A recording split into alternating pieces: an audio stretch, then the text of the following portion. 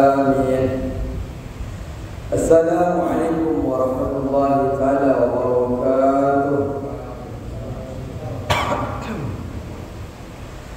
Bismillahirrahmanirrahim. Alhamdulillahilladzi ja'ala al-'ilma arfa'a asy-syifatil kamaliyah. Asyhadu an la ilaha illallah wa asyhadu anna Muhammadan 'abduhu wa rasuluhu la nabiyya ba'da.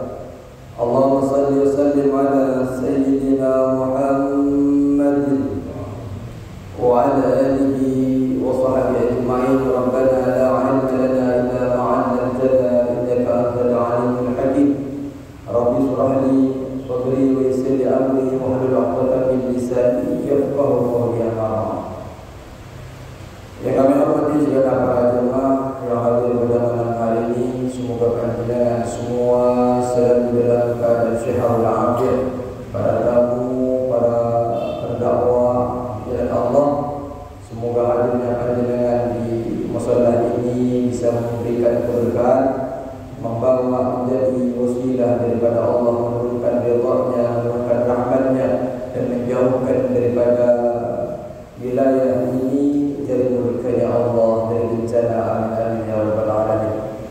Bismillahirrahmanirrahim. Adiyatul wa qul bismillah. Ya.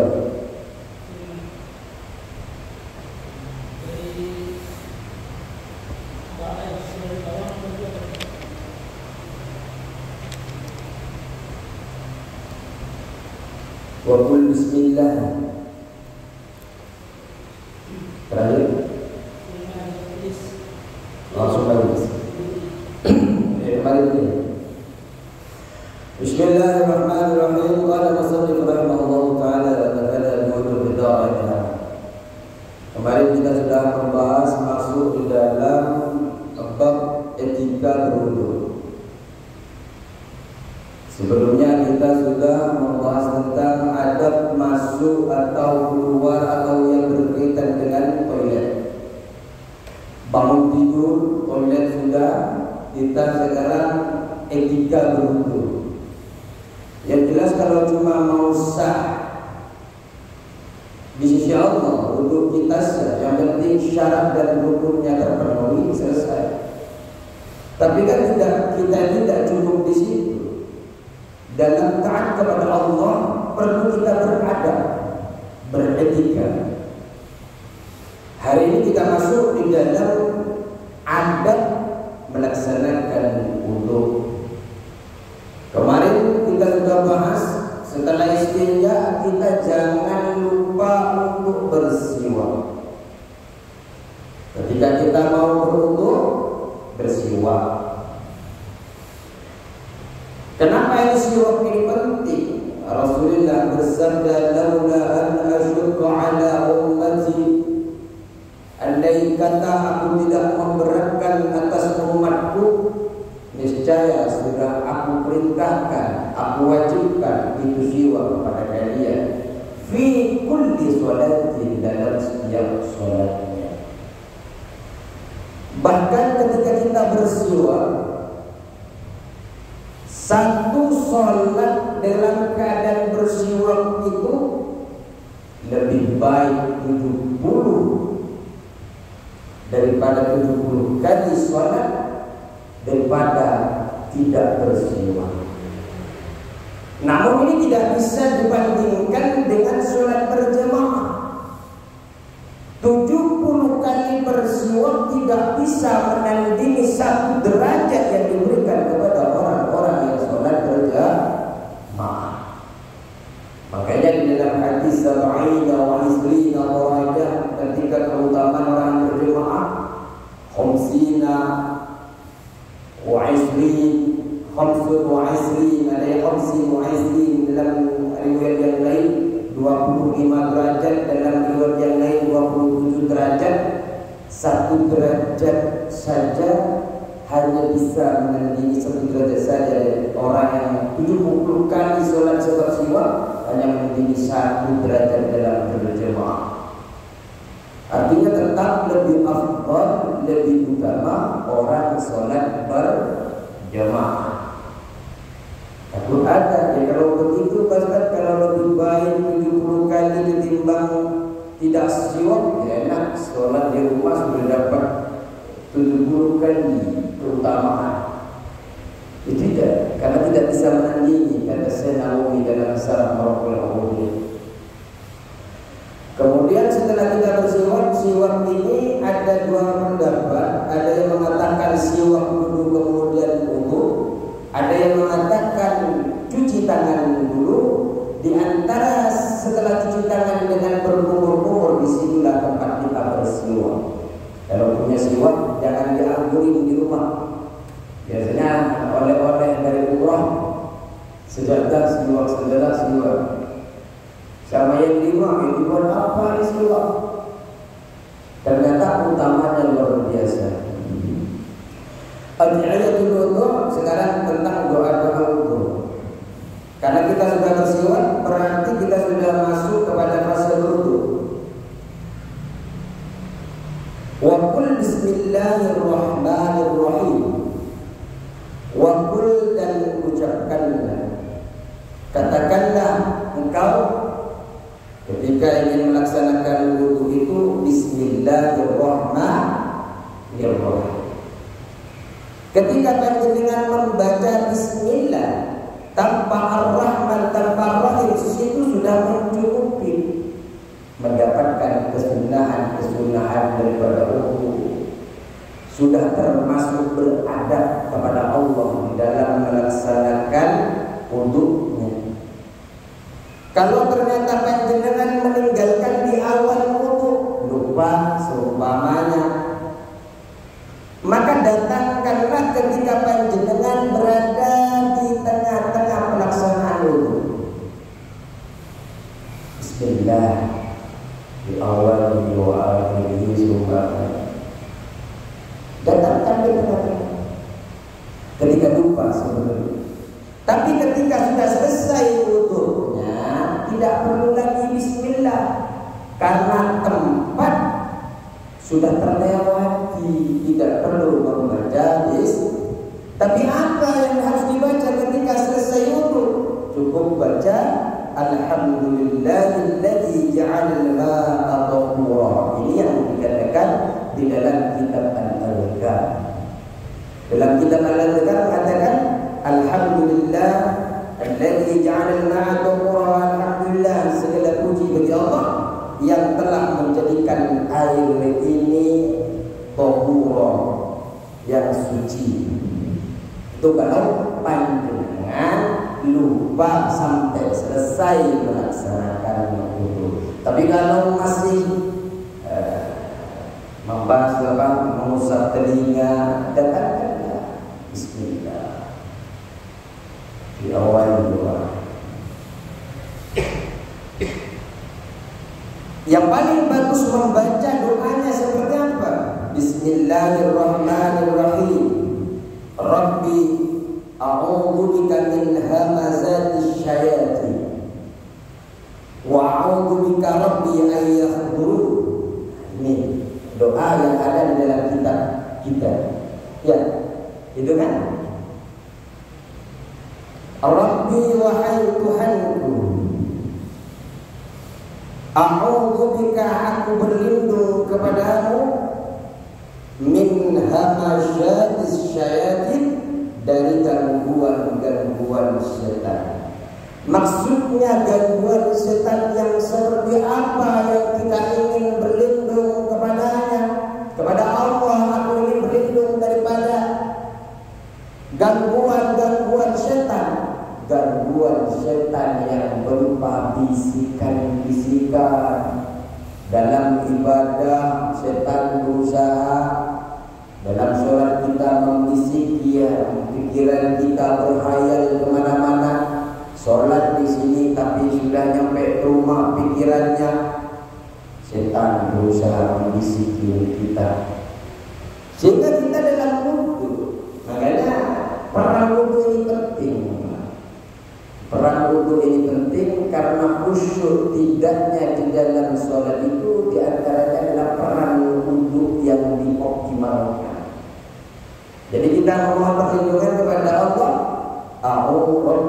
a'udzubika min hamazati syayatin. Ya Allah, ya Tuhanku, aku berlindung kepadamu dari gangguan syaitan-syaitan. Artinya gangguan dari bisikan-bisikan. Dan syaitan kita tahu minal jinnati wan nas. Ada kalanya dia dari kalangan manusia, ada kalanya itu dari kalangan jin. Wa a'udzubika rabbi ayyahdurun wa a'udzubika, dan aku berlindung kepadamu ayyahduruni, dan aku berlindung kepadamu Rabbi Tuhanku ayyahdurun, agar syaitan itu hadir kepadaku. Maksudnya hadir ini ayyahdurun, agar syaitan itu menimpakan kepadaku dengan keburukan-keburukan yang dibawanya. Jadi kita ingin berlindung kepada Allah dari setan, dari keburukan-keburukan setan yang akan menimpakan kita. Kita tahu setan itu pasti membawa misi, Pak. Ingin merubah visi misi kita di dunia. Yang pertamanya wa ma khalaqtul jinna wal insa illa liya'budun. Aku tidak ciptakan, wa ma khalaqtul jinna, aku tidak ciptakan jin dan tidak ciptakan manusia kecuali untuk beribadah kepada Allah. Tapi syaitan itu ingin merubah. Kita diciptakan di dunia untuk beribadah kepada Allah, tapi dibisikin, ayo jangan beribadah kepada Allah. Makanya di dalam kitab Tadzkirah yang sering kita ingatkan, ketika wafat sakaratul maut, setan datang kepada kita, ada yang berupa menyerupai bapak kita, menyerupai ibu kita, duduk di kanan kita, duduk di kiri kita. Dia selalu berkata kepada kita, perlu kasih sayang, nak. Dulu engkau musuh kepada saya, dulu engkau tidur di bangkuan saya. Kata setan yang menyerupai itu, aku sayang sekali sama kamu, nak. Lagi sekarang kita detik-detik Allah akan cabut roh itu dari kita. Apa yang terjadi? Saya, nak, sudah sampai duluan ke surga. Karena aku sayang datang hari ini kepadamu, ingin mengajak kamu ke dalam surga. Tapi dengan cara sayang, dengan cara apa? Engkau jangan lagi menyembah kepada Allah Subhanahu. Bergerombol mereka setan mengganggu kita, bisa berupa teman terkasih kita. Itu yang kemudian yang dikhawatirkan ketika iman kita tidak kuat. Detik-detik terakhir dia nawarkan obat ini, obat, kalau engkau minum ini akan hidup selama-lamanya, engkau akan terhindar daripada azab. Kalau tidak beriman, tawaran itu akan diambil dengan syarat untuk mensekutukan Allah. Alhamdulillah. Itu sudah benar. Di mana kita dapatkan dalam kitab Tadzkirah? Tapi memang di dalam kitab Tadzkirah itu dikatakan, berbahagialah orang-orang yang beriman kepada Allah. Kenapa? Karena malaikat Jibril turun kepada di tengah-tengah orang yang sedang sakaratul maut, yang sedang diuji, dicoba, diajak, dibujuk oleh syaitan itu. Kemudian malaikat Jibril mengusir mereka. Tapi yang kita takutkan, kita takut tidak berada di posisi yang imannya yang kuat, yang ibadahnya yang rajin, berjamaahnya yang rajin, ke mushola, ke masjidnya yang rajin. Yang kita khawatirkan adalah kita malah semakin jauh dengan masjid, semakin jauh dengan majelis ilmu, semakin jauh dengan mushola dan kebaikan-kebaikan. Sehingga apa kebaikan yang bisa kita persembahkan kepada Zat yang telah menciptakan kita? Ini yang kita khawatirkan. Karena memang setan itu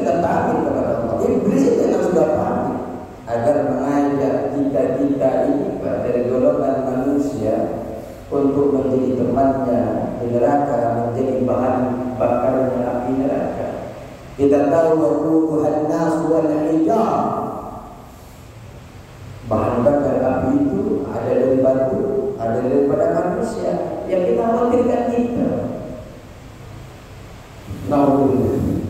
Makanya kita ini berdoa kepada Allah, Rabbi a'udzubika min hamazati syayatin, ya Allah, aku berlindung kepadamu daripada bisikan-bisikan syaitan, daripada gangguan-gangguan syaitan, dan aku juga berlindung kepadamu dari apapun yang dibawa oleh syaitan yang akan menimpa kepadamu daripada keburukan. Tidak perlu bahasa Arab, tidak apa-apa, cukup aja dengan pakai bahasa Indonesia. Ini doa ini juga terdapat di dalam kitab Sohah. Doa ini. Setelah panjenengan berdoa, summa usil yadaika, kemudian basuhlah kedua tanganmu. Membasuh kedua tangan itu mulai telapak tangan sampai pergelangan. Sebelum ambil dulu, basuh dulu. Kalau dalam kitab Bulughul Maram hadis dikatakan kalau mau wudu udah bangun tidur itu ya cuci tangan dulu, karena kita tidak tahu semalam kemana saja. Cuci tangan dulu. Kita nggak tahu nginter di mana kedua tangan kita. Cuci tangan dulu. Setelah cuci tangan 3 kali, sebelum dimasukkan salasan sebanyak 3 kali, summa usil yadaika, kemudian membasuh engkau yadaika kedua tanganmu. Artinya kedua tangan, kedua telapak tangan sampai ke pergelangan salasan sebanyak 3 kali qabla an tadkhulahuma, sebelum engkau memasukkan kedua tanganmu al-ina'a, wadah. Sebelum jenengan masukkan wadah, karena biasanya Pak, kalau wudu itu orang-orang dulu biasanya masuk begini. Biasanya kamar mandinya panjang. Kalau jenengan tahu Pak, sekarang masih ada di Banten itu, di masjid apa itu yang besar sekarang itu, tempat saya Yusuf, yang ada benteng Maulana Yusuf. Di Banten itu tempat duduknya di depan masjidnya ini biasa nih. Dan di pesantren itu biasa Pak. Di Wanda sebelum masuk ke situ cuci dulu tangannya, kemudian berdoa kepada Allah. Ini doanya. Sebelum wudu baca doa, kemudian cuci tangan sebanyak 3 kali. Sebelum tangan itu dimasukkan ke air, ke dalam wadah, waqul dan bacalah, waqul dan katakanlah, ucapkanlah engkau, Allahumma inni as'aluka al-jinna wal barakata wa a'udzu bika min su'i wal halakati. Ini baca.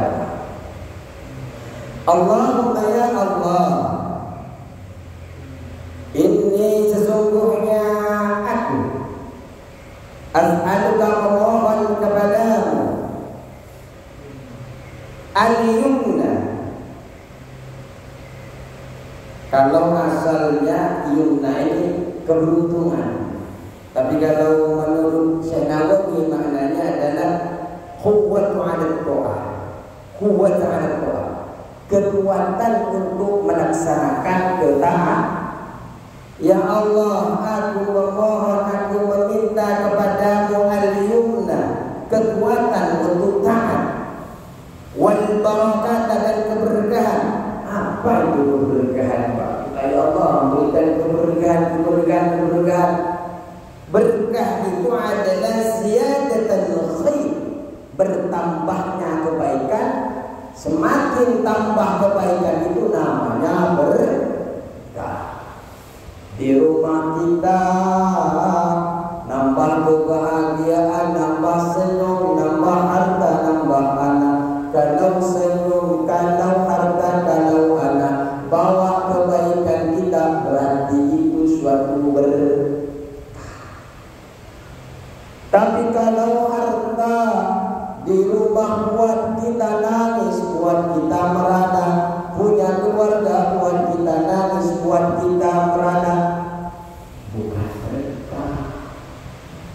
Sehingga minta apa kepada Allah? Minta keberkahan, minta anak-anak kita menjadi anak yang saleh dan saleh, minta keluarganya yang menjadi keluarga yang sakinah muwaddah, mintalah kepada Allah harta yang halal thayyibah. Bukan cuma halal. Kalau cuma halal saja tapi tidak buat kebaikan kepada kita, jangan hanya minta halal, tapi sertakan halal thayyibah. Minta kepada Allah keberkahan wal barakah. Wa a'udzu bika minasyuhmi, dan aku berlindung kepadamu minasyuhmi, dari kesialan. Yang dimaksud kesialan itu apa, Pak? Keburukan. Kalau ada di antara kita ada yang melakukan keburukan, dia sedang melakukan kesialan. Cepat pergi biar tidak sial, cepat taubat kepada Allah.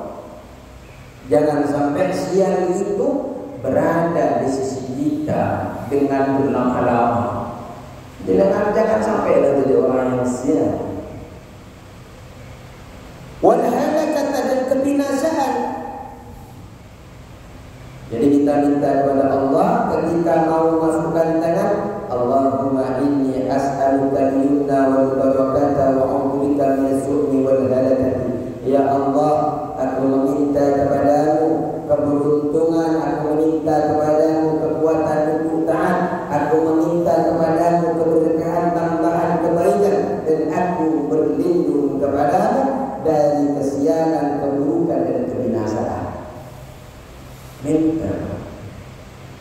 Allah senang kalau diminta. Malah kalau kita tidak minta kepada Allah, merasa sudah hebat, ada potensi nanti sombong. Qarun setelah Allah berikan kenikmatan, dia memiliki pemahaman, mindset dalam pemikirannya, kayanya, suksesnya, kejayaannya semua datang daripada ilmu dia. Padahal kita tahu dalam Al-Quran, la amliku li nafsi darran wa la naf'an illa ma syaa Allah. Kita tahu dalam Al-Quran tidak ada sesuatu dalam diri kita ini menghadirkan kebaikan, menghadirkan kemudaratan illa ma syaa, kecuali atas izin Allah Subhanahu wa ta'ala. Kita memang dalam kehidupan diberikan dua pilihan. Pertama, Allah berikan kepilihan kepada panjenengan, mau taat atau mau ingkar kepada Allah. Silakan. Tapi yang jelas, kalau engkau taat kepadaku, aku balas dengan ketaatanmu sesuai dengan kadar taatmu. Tapi begitu juga ketika engkau melanggar, ingkar kepadaku, ingkar kepada perintah, aku akan balas sesuai dengan keingkaran. Luar biasa. Dalam kitab Ihya itu ada cerita. Ada cerita dua orang laki-laki yang dipanggil oleh Allah di neraka. Dipanggil oleh Allah, datang menghadap. Sudah itu dipanggil oleh Allah, ditanya, ternyata dia tahu nggak kenapa kamu masuk neraka? Karena dosa-dosa yang dia lakukan.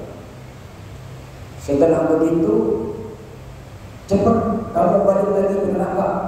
Itu lari betul-betul, dia kencang larinya ke neraka, saking senangnya masuk neraka. Nah, kok bisa, Ustaz? Saya ingin cerita, ternyata ada orang yang senang, yang langsung gercep, langsung masuk neraka. Kalau masuk surga ya wajar loh.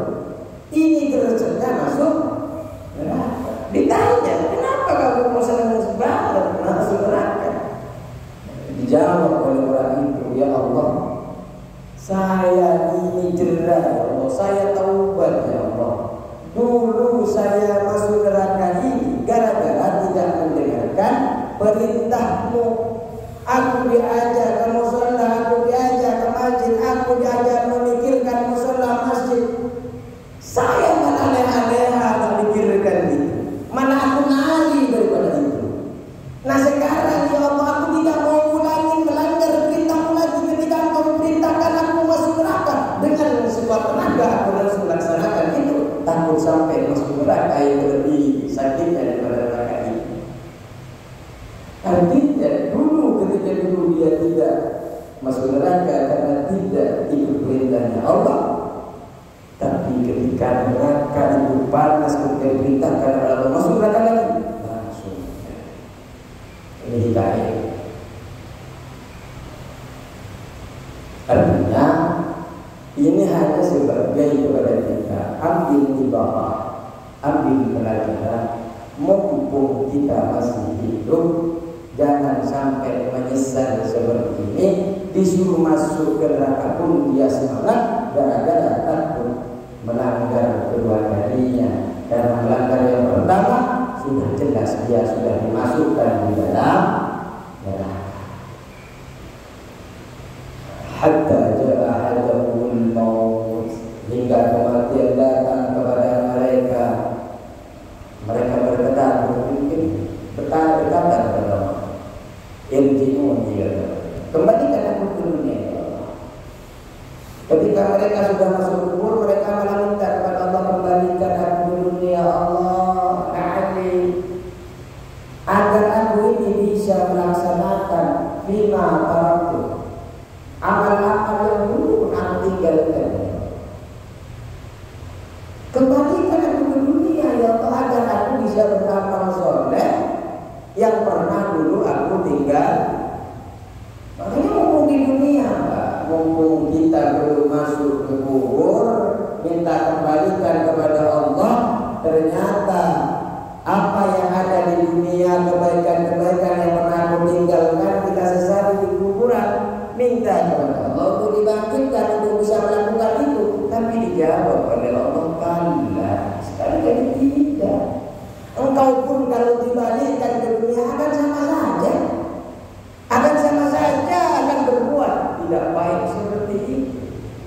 Makanya kebaikan itu jangan sampai nunggu sampai kita ke akhir, karena sudah selesai kita kontrak kita di dunia.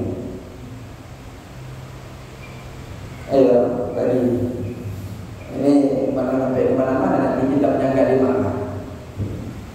Summa kemudian Ali berjalan ketika tadi sudah berdoa, masukkan kedua tangannya ke dalam apa?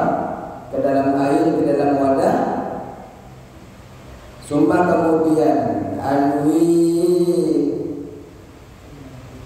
kemudian summanwi unwi summanwi kemudian berniatlah engkau raf'al hadasi, berniatlah engkau raf'al hadasi, menghilangkan hadas. Jadi ketika panjenengan mau berwudu, niatnya menghilangkan nawaitul wudu'a li raf'il hadasil asghari. Ya Allah, saya mau menghilangkan hadas. Istibahati salati, atau niatnya menghilangkan atau niatnya agar diperbolehkan melaksanakan sholat. Ya Allah, saya ingin wudu agar diperbolehkan melaksanakan sholat. Itu juga sah. Akan tetapi panjenengan ketika niat seperti itu harus didawamkan, harus niat itu selalu muncul, harus dilanggengkan niat itu sampai kita membasuh wajah. Jangan ketika basuh tangan, tidak dihitung. Tadabbur niat, mengucapkan niat sebelum jatuhnya air ke wajah, itu hukumnya sunnah. Yang disebut dengan niat itu adalah ketika panjenengan menjatuhkan awal bagian dari wajah saya niat menghilangkan hadas. Pas wajah jatuhnya air ke wajah. Kalau niat itu dibaca, air jatuh duluan, niatnya dibaca setelah kita airnya nyampe ke bibir seumpamanya, maka yang di atas ini harus dibasuh lagi. Karena yang dihitung di dalam wudu adalah awal daripada pembacaan ini, dan niat itu dibaca berbarengan dengan pekerjaan muqtaranan bi fi'lihi. Ya. Terus bagaimana sunnah-sunnah yang sebelumnya? Wah, sunnah-sunnah yang sebelumnya tetap akan mendapatkan pahala walaupun kayak tadi cuci tangan ya. Terus tamat mata istinsaq itu kan dilakukan sebelum. Apakah mendapatkan kesunnah? Katanya niatnya dilakukan pas jatuhnya air ke wajah, basuhan air ke wajah. Katanya al-Imam, katanya Syekh Nawawi mengutip di dalam kitab Al-Iqna', beliau mengatakan begini, li'anna sunnah fi kulli ibadah, karena sunnah-sunnah yang dilakukan di dalam ibadah itu tanzariju fi niyati ala sabil taba'iyyah, masuk sunnah-sunnah itu di dalam niat, di dalamnya itu mengikuti kepada yang fardu tadi. Makanya disebutkan oleh Syekh Nawawi itu maksudnya adalah niat-niat apa, sunnah-sunnah yang kita lakukan sebelumnya ini di majmu'i a'malil wudu sudah termasuk di dalam keseluruhan amalan-amalan wudu. Secara pahala tetap dapat kesunahan, tapi itu tidak bisa menghilangkan hadas. Kenapa? Karena hadas itu bisa hilang ketika awal niat itu dilaksanakan dan diselesaikan semua yang wajib-wajib kita basuh atau kita usah. Wala yanbaghi dan tidak patut, wala yanbaghi dan tidak patut, tidak pantas, tidak layak. Anta-subah bisa dibaca anta-subah, bisa dibaca anta-sibah. Anta-subah atau anta-sibah niatuka, bahwa niatmu hilang. Hilang itu, ingatan kita tahu-tahu hilang terhadap niat itu. Qabla al-ghusli, sebelum membasuh, qabla ghusli wajhi, sebelum membasuh bagian wajah. Kalau jenengan ketika membasuh bagian wajah sudah lupa, tidak mendawamkan, tidak melanggengkan niat tadi, fala yasihu wudu'uka, maka wudu'mu tidak sah. Wudu'nya tidak sah. Kenapa? Karena lupa pas air mau sampai ke bagian wajah, jenengan yang merupakan tidak melanggengkan niat yang panjenengan dari awal sudah niatkan di awal. Nawaitu, karena ada kan orang Muslim kan begitu. Bismillah, nawaitu. Kan ada yang seperti itu. Tapi nawaitunya tidak dibaca pas jatuhnya basuhan ke wajah. Kalau ketika jatuh ke wajah, membasuh di wajah ini, air sudah masuk ke wajah, basuhan pertama, kemudian kita lupa sampai tidak melanggengkan selesai basuhan ini, pada risiko untuk tidak sah.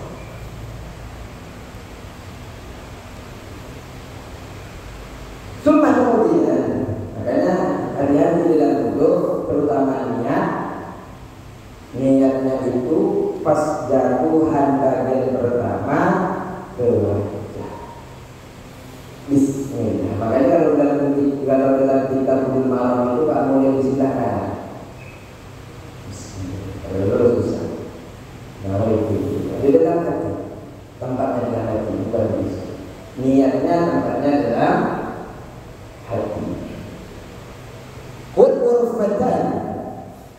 kemudian ambillah seciduk air. Untuk apa seciduk air itu? Lifika, untuk mulutmu. Wa tamatmadu biha, dan berkumurlah dengan satu cidukan itu salasatan 3 kali. Jadi ambil satu cidukan. Ya, kalau kita sekarang punya gayung ya, satu gayung kumur sebanyak 3 kali. Wa balu fi raddil ma'i ila ghalsamati, dan bersungguh-sungguh, bali itu bersungguh-sungguh, berkeraskanlah, bangetkanlah. Jadi ketika panjenengan masukkan air, wabali, dan bersungguh-sungguh, artinya berlebihanlah, fi raddil ma'i, dalam mengembalikan air ila ghalsamati, ke tenggorokan. Ketika panjenengan memasukkan air ke dalam tenggorokan, disuruh berlebihan, disuruh kuatkan. Yang dimaksud tenggorokan itu adalah ujung tenggorokan ini adalah yang menunjukkan apa? Benjolan-benjolan leher. Ini di sini ada benjolan leher. Di situ adalah namanya ujung tenggorok. Makanya kalau kumur-kumur pakai juga masuk apa? Ke ujung tenggorokan. Usahakan sampai ujung tenggorokan.